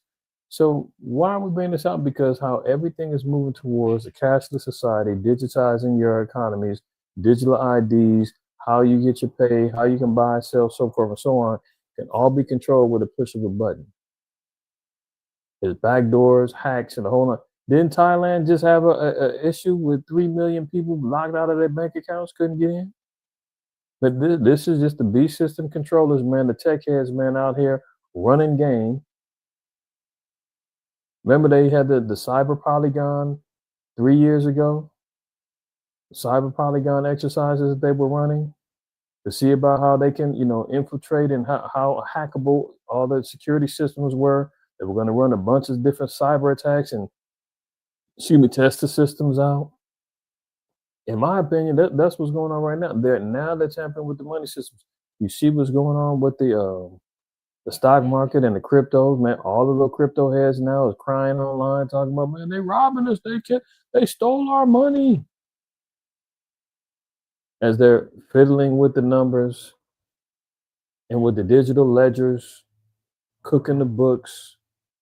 Trump and his people, man, they done made millions and pawned millions off of the crypto markets as they're leveraging themselves. Remember he had the Trump coin or whatever he came out with when he first got elected. Yeah, they've been raking in millions off of that. Now we're seeing banks now are getting caught up. People bank accounts getting wiped out, getting froze out, can't access their money. Look, hundreds of Metro Bank customers reported serious issues with the banking app on Tuesday morning as some saw their accounts wiped. Reports were made to the website Down Detector, pinning the problems to online banking, mobile banking, and transferring of funds. Well, isn't that why they want everything to go down? Everything online, mobile, QR codes, applications. Wi-Fi connections, all of that stuff, right? That's why I say make sure you got a little shoebox money stashed away. Make sure you got something in the safe or under your pillow. Because at any particular point in time, they could zap it and be like, hey, we got a system outage. We don't know when we'll get it back up. Hopefully within 24 hours. You like 24 hours? I got to get gas. I got to go to work. I got to, I was supposed to go grocery shopping. The baby's just hungry. I got to get my prescription for my my diabetes, whatever. And you're unable to access it. The 24 hours turned to 48. 48 turned to, 72 hours. You sitting back saying, well, damn, you told me it was going to be. You calling the bank. And somebody answering with a strong accent saying, oh, sorry for helping you. We can try to get into your account, sir. We're very sorry. And you get even more frustrated. Thank you for holding. We can't access your account right now. We're working on the problem, ma'am. And you like, give me my goddamn, what's going on? Ah! And all hell's gonna break loose. The bank said it was having technical issues with features allowing people to send and receive money. A statement on its service page read, we're currently having issues with our payment services. We're working to fix this as quickly as possible and apologize for any inconvenience this may cause you.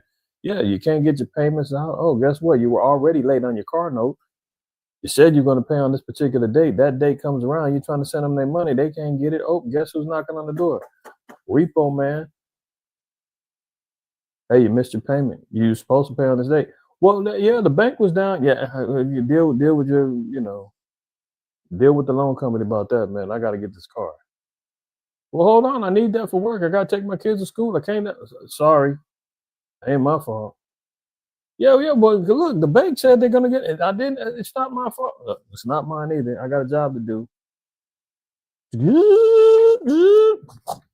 They lift up your car and they riding out, or your phone get turned off, or your lights off because you couldn't pay the bill because they done messed up your account. You dig what I'm saying? Like that's the type of hell that all this leads to when we're all encompassing in this digital sphere of buying and selling. That is just unavoidable. This is what the B system is lined up. That's where it's going. But you can hedge against those things with other resources. You got to look into it, see how you can make sure that you've got yourself in a position that, if this happens, all is not lost. In other words, may damage it greatly, but you might not be completely out of luck. Want to see something? Let me show y'all this. How many of y'all seen this?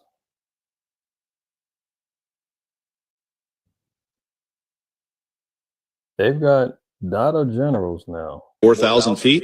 Which are completely digitized.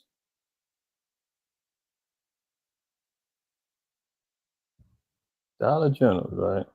This is a Dollar General in Banner Elk, North Carolina. No employees. Everything is scannable and robotic. Camera watching. Look at this. In Banner Elk, North Carolina. No lines, no checkout, just shop and go. They don't want to see the numbers. So I guess we're seeing I guess we're getting a receipt. Doors open, okay. Doors open. Look at all the cameras. So you're not getting in until you scan your card or scan your ability to get into the store. They you scan your card. I don't know if it's biometrics or not. That attaches your card along with the access into, but the doors is locked until you tap in. Right? This is the future, buying and selling. Revelation 13. Here you go. Look at all them cameras. So you just pick anything you want, and then you leave. There's no one working anywhere in the store. How to shop. How to shop and go. Just pick up or bag your items. You won't be charged for items you put back. No lines or checkout. It's okay to just walk out. Sounds so convenient, doesn't it? You know, Esau going there, they, you know, looking like deers with other headlights, eyes bugged out. Oh, look at this, it's so cool. Cashless, man. You go in there, all the cameras is watching. The cameras are scanning everything that you take. So this is the future of anybody that's stocking, anybody working in the grocery store. All that they can replace all of them jobs by 2030 or greater, maybe sooner. Who knows? You know, once they get the AI and the robotics lined up, they ain't gonna need nobody to stock themselves no more. They ain't gonna need nobody to scan something and tell you have a nice day. Do you want a bag and all? They moving in on all of that. So Dollar General has stepped up their game in the mountains. This is legit. Mike, are you getting Yeah, we're getting a video. Look at this. They stepped up all their good stuff, getting everything. Look at this. We got all the sodas, energy drinks. You need milk. You need eggs. Lactose free even. ice cream? Ice. Everything you need in the mountains at 4,000 feet. With not a soul here to know what you get. Somehow, all the cameras know what you get. Let's see if we get charged accurately. We have Twix and milk. There's another video where they actually show the people gathering handfuls of things. And when they walk out, they get the receipt. They check the receipt. Everything is accurate on the receipt. Right. There's a few of these particular videos of people. I don't know if it's the same store or if there's different ones. But yeah. This is where they're headed with all of this stuff, man. Now they're up there in the mountains. Okay, 4,000. Who's trying to live up there? Who's trying to work there? Eventually, it's going to be, well, who's trying to work or live in these crime-ridden places? Who's trying to, you know, go to these places where people are afraid to go and all the other stuff. Like, you dig what I'm saying? Right now, they're experimenting out there in the boondocks, but it's eventually going to come to a city near you. That's the plan. Let's continue. So on that note, you know, with the shutdown going down, we see what happened a couple weeks ago. Burbank Airport, Burbank Airport air traffic control tower unmanned. Flights got canceled amid the government shutdown. Government shutdown hits air travel, closing a control tower and causing delays across the country. Right? They just had another plane crash. Two planes collided on the tarmac in Chicago's airport yesterday. Or it could have been this morning. I can't recall. I saw that this morning. So the travel is all jacked up. The air traffic control, the government shutdown is affecting everything, right? Now look at this. ICE tickets. A Chicago man with legal residency, $130 for not having his papers on him. Sound familiar? Reminiscent of how much it cost? World War II. The NAZIs, you remember them? Where's your papers? See, but if you remember, even during the C-19 era, they wanted everybody to have vaccine passports. You had to have your papers with you. Were you cleared? Have you, received your treatments in your arms? Are you eligible to work? If not, we got to make sure that we're on top of you. Now it's transitioned into a legitimate, where's your green card? Where's your papers? Where's your visa? Where's your legitimate citizenship? I want to see your ID. You ain't got it. Fine him. The whole dynamics of the place is changing. That's why you say nation rising against nation. They've had massive protests over there in Chicago. I give the residents of Chicago some credit where they did say, "Hey man, in Chicago we ain't having it," but it wasn't what they were saying. Talking about we got switches and we gonna stand up. Them Negroes was nowhere to be found while them kids was getting zip tied and escorted out of buildings and women crying with guns in their faces and all that other stuff. They nowhere to be found. Who I do see out there protesting those damn heathen I've seen a few Jakes out there too, but the frontliners is them damn Edomites out there putting up a fuss, right? But look at this, man. They out here targeting people, asking them for their papers now, man. So imagine where we're headed. Imagine where we're headed.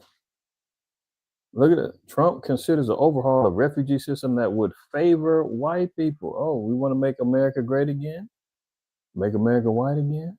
Project 2025? Sound familiar? Didn't we talk about that a couple weeks ago? What essentially he's talking about here is he's looking at changing up the immigration policies to make it harder for quote unquote people of color to get in here and show more favor to Europeans and South Africans to let them come on over here. Oh, yeah, yeah.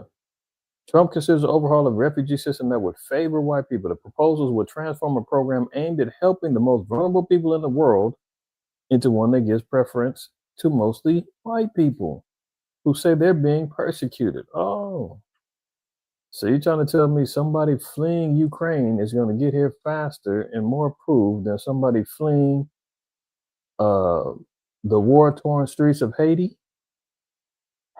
Yes, that's exactly what's going to happen. People fleeing the drug violence and the carnage that's going on in Mexico. Oh, you're going to get overlooked for some white farmers in South Africa. You're going to get suppressed and you're staying back. Remember, they even changed and put white men over the civil rights department in the White House. I covered that damn near a month or so ago. White men now are unbelievable. They're controlling civil rights now, the civil rights department. Now they're swapping out and saying, guess what? White folks, you coming over here from Europe and South Africa, y'all coming over here faster. We shutting down all of them brown and black people trying to come up here. The Trump administration is considering a radical overhaul of the U.S. refugee system that would slash the program to its bare bones while giving preferences to English speakers. White South Africans and Europeans who oppose migration, according to documents obtained by the New York Times. The proposals, some of which already have gone into effect, will transform a decades-old program aimed at helping the world's most desperate people into one that conforms to Mr. Trump's vision of immigration, which is to help mostly white people who say they're being persecuted while keeping the vast majority of other people out. Need I say more? That needs no explanation. That's plain. That's who's running the country. All the Make America, black folk and niggas out here parading for Trump. They don't have no idea what's getting ready to come down the pipeline. Let's move on. Look at this. Trump open to invoking the Insurrection Act. He's open to it. What's the Insurrection Act? That means that he's going to, or he's open to allowing the military to interfere when they have a quote unquote threat of anybody that's causing insurrections against the government, anybody anti-government, so forth and so on. The military can intervene into state matters. And then essentially we're talking martial law. Now he says he's going to do it, to just protect federal buildings. The same way he said, ICE is just here to help. National Guard is just here to help ICE conduct the raids and everything else. But he's been managing them and putting them out on the streets all across the country. So now that they're being set up, now that they're allowing these particular protests to jump off, now that you've got an NSPM 7 act put into effect, all of the ingredients is in the pot. Steadily they're making up the FEMA camps all across the country. The recipe is already there. Now all he got to say, I'm open to martial law. Hey, man, not right now, but I'm open to the idea. See, double-minded man's unstable in all his ways. Now it says, look, the comments came a day after federal judge blocked the president from sending National Guard troops to Portland, Oregon. Look at his reasoning. He's basically going to say, man, anybody that tells me I can't do it, anybody that says they don't want me to put National Guard troops in their state, I'm open to overriding that with the Insurrection Act. How about that? Look at this. President Donald Trump on Monday said he would consider using the Insurrection Act to deploy the military if federal courts prevented him from deploying the National Guard to protect federal buildings and conduct law enforcement operations. The comments came a day after a federal judge blocked the president from sending National Guard troops to Portland, Oregon, which Trump claims has been taken over by left-wing domestic terrorists. Yeah, he's declared war against his political opposition. That's a fact, right? He's heading to all the blue states, man. He's spinning the block, riding down on all of his enemies right now. Now let's look at this real quick, just so everybody can get an idea. See the Insurrection Act 1807 is a U.S. federal law that allows the president to deploy military forces domestically to suppress insurrections. I mean, there's no insurrections going on right now. Civil disorder. Oh, the No Kings protests, the stuff that they've been letting ride on. Oh, Antifa, they're a domestic terrorist organization. They're going to realign all of those terms and slap them on the Black Hebrew Israelites. They're going to slap them on all that stuff. There's too many of them in here. We don't know who's who, friend or foe. Domestically, to suppress insurrection, civil disorder, or rebellion against the government.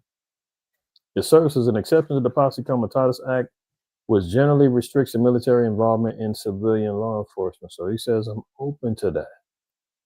And if my political opponents, if they don't let me do what I want to do, I'm ready to go there. The comments came a day after a federal judge blocked the president from sending National Guard troops to Portland, Oregon. Oh, we read that, right? Now he says Portland, Oregon has been taken over by domestic terrorists. UCL Malachi, y'all brothers just came down here for Tabernacles, and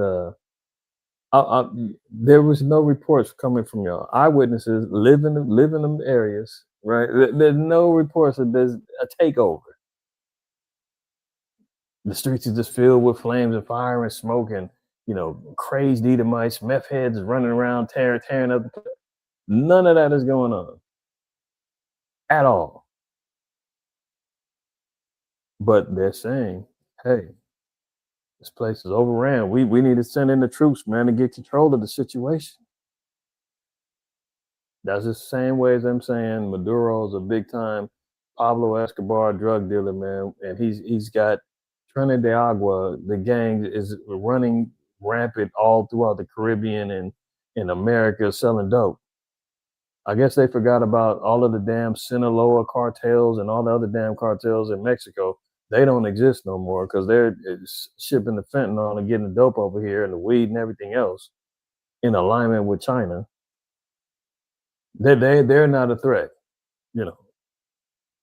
Why they not a threat? Because they ain't got the gold and the minerals.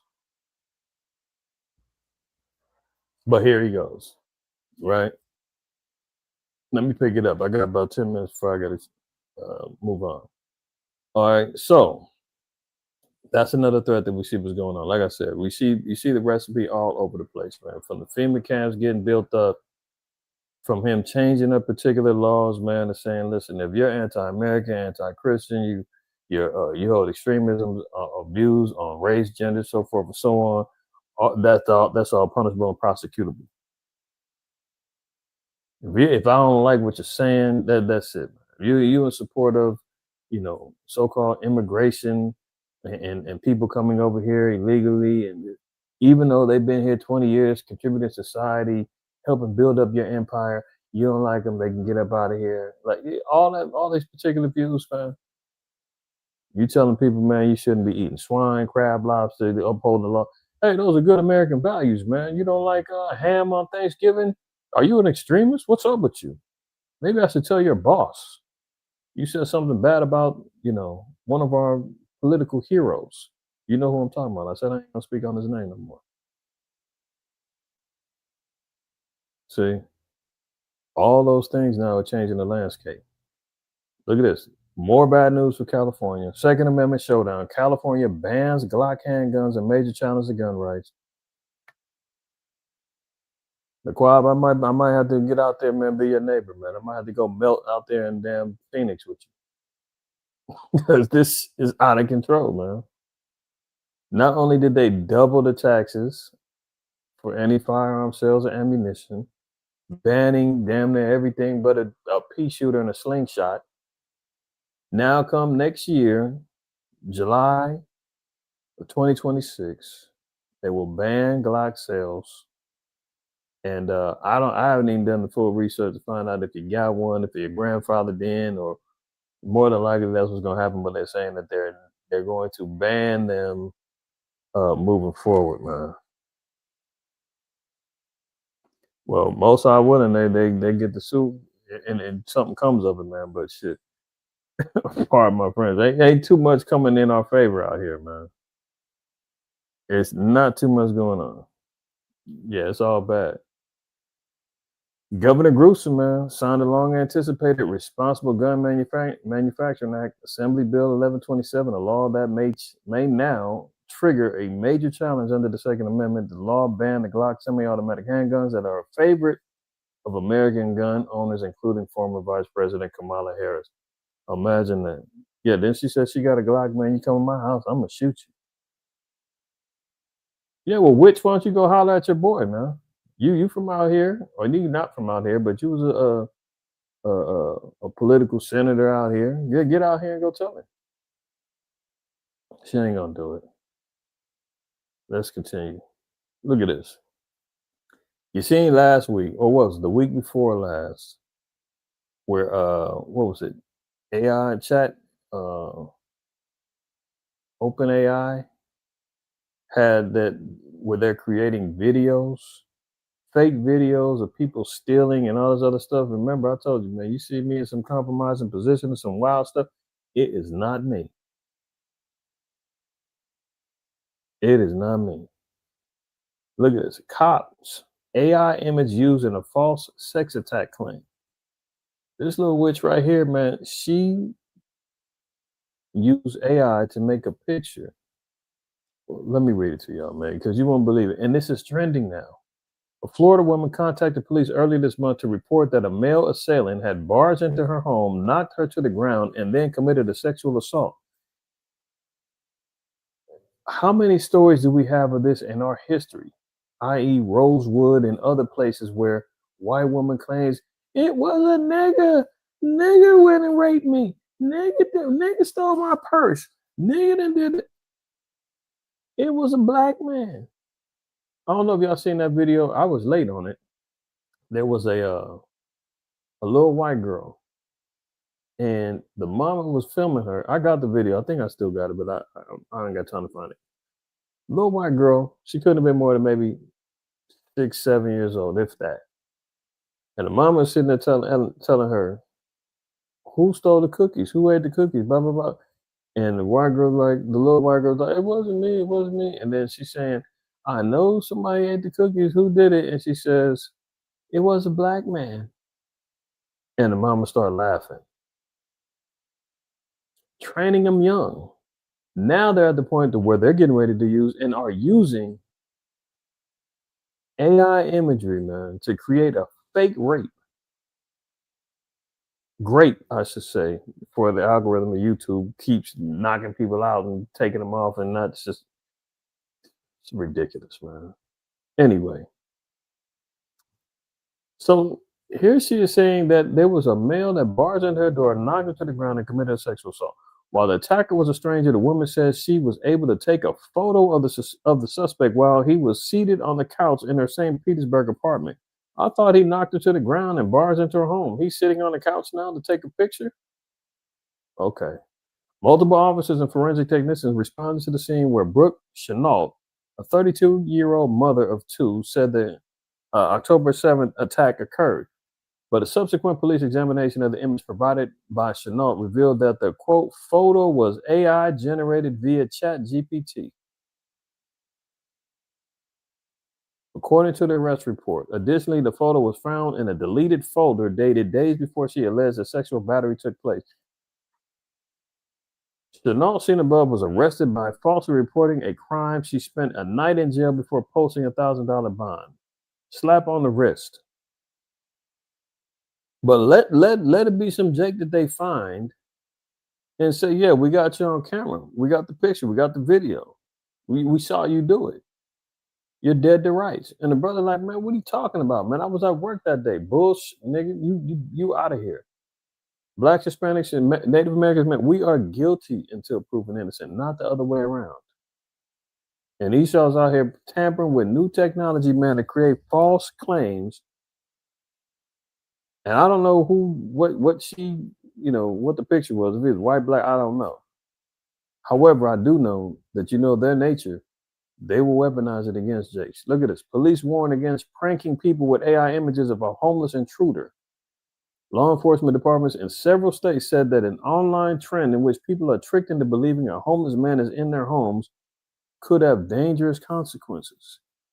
See, they're all online, man, weaponizing this beast system, man, and this imagery, man, to create false narratives and deceptions, man. This is how you know this thing is powered by Satan. Wild stuff going on, man. Wild stuff going on. Auto loan delinquencies jumped 50% as car prices reach new heights. Car loans have gone from the safest consumer credit products to among the riskiest in the last 15 years. Delinquencies rose more than 50%. More than 50% raised up of people who were unable to pay them car notes, man. Yeah, it was all good just a week ago. People was getting them stimulus checks and EDD was kicking in, the PPP was, you bought that new car, man. You said, man, the money's never going to stop flowing, man. Slow Biden was out there printing up money. You went and got the new car. You figure, yeah, I could pay the $900, car note. I'm working overtime. Oh, you got laid off. Job gone, huh? Can't pay that no more.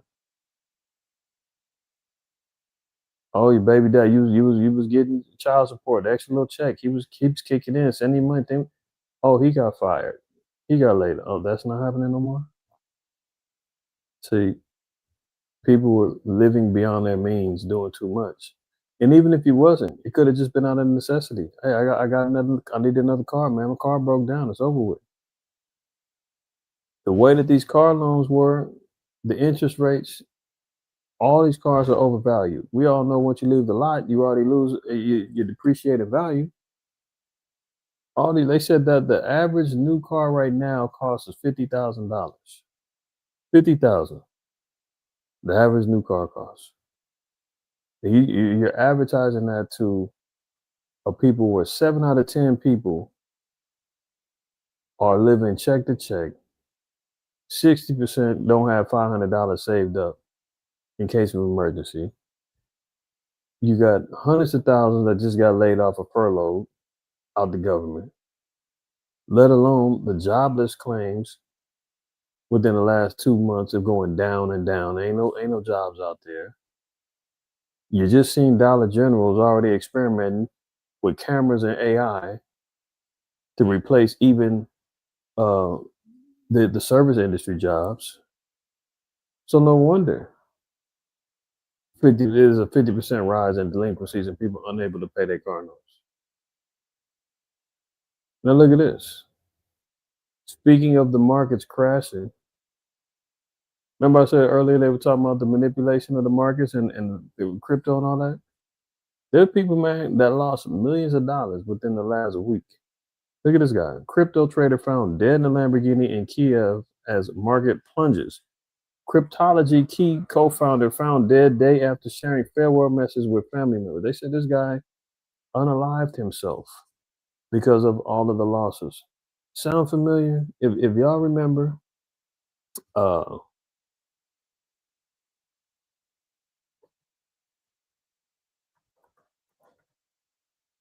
just re-uploaded a lesson I did regarding inflation.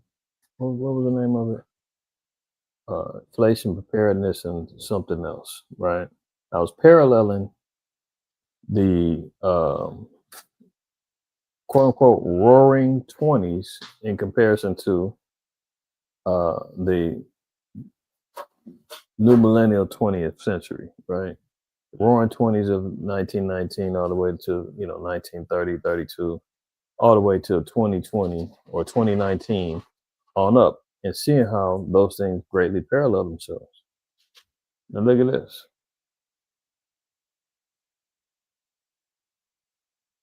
During the Great Depression, unaliving rates or self-inflicted unaliving rates in the United States increased significantly, with a notable rise attributed to the economic hardships and high unemployment. Does that sound familiar to you?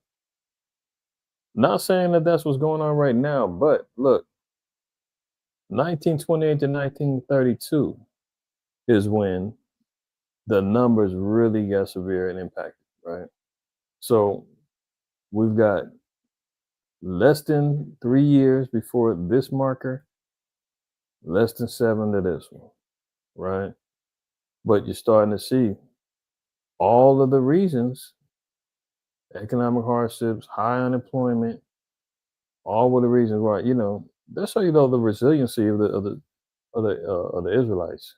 You know, we're used to these particular conditions and trying to figure it out.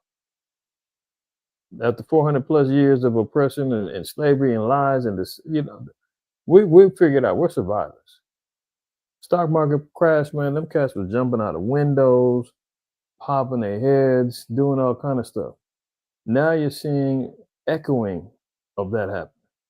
This guy lost millions of dollars through his crypto and said, "Man, I can't even deal with it. I'm out of here." Don't be surprised if you see more of the way they keep messing with them crypto markets, man. The people losing stuff at the push of a button overnight. Fortunes could be lost because it's on the digital ledger, man. Can't nobody see or touch. If it ain't in your hands, man, like I said, man, if you don't hold it, you don't own it. Right? New strain of Mpox virus that is more severe and easily spread, found in the major U.S. city. Yeah, out here in California, they talking about a new breakout of the quote unquote Mpox, formerly monkeypox. They keep, readjusting the names and make people think it's something different. And then this is the sodomite community pretty hard, and some others. But the violence, the pessimist that's still plaguing this place. Who knows what else is on the rise, right? We know that there's more disease and disease and pestilence that's coming out here, let alone the famines. But out here in LA, they're worried about an Mpox strain coming up, man. That's why the Lord said, man, hey, the man lie with mankind like he should be with a woman, both of them should be put to death. This severely hits the sodomites because it's sexually transmitted through that type of Hershey Highway play. You know what I'm talking about? And not even that, if somebody has it, still contagious, even, just in general contact in the house. You dwelling with somebody, or they out here playing around doing something, they bring it home, and it's wild out here, man. That's why we gotta stick with these laws, man, keep things under control. Because the Lord is definitely judging this place. Lord is judging this place, man. So with that being said, Lord willing, everybody got some edification today. It was good to be back again, seeing y'all online, seeing the fam online, man. Even though that they're suppressing and pushing in the algorithm of trying to get us out the sphere and say, man, get up out of here. We don't need that, man. I appreciate y'all's support. We'll be back again around 4:15 for our closing Shabbat class, man. Join us if you will. If you haven't already, man, make sure you wipe your feet on your way out. So that the algorithm can be notified that, yes, they ain't stopped over here. They definitely still moving. All right. So with that being said, man, Shabbat Shalom to everybody. All praise, honor, glory to the Most High, Yahweh Shai. Always remember, fear the Most High, keep the commandments, and don't shoot the messenger.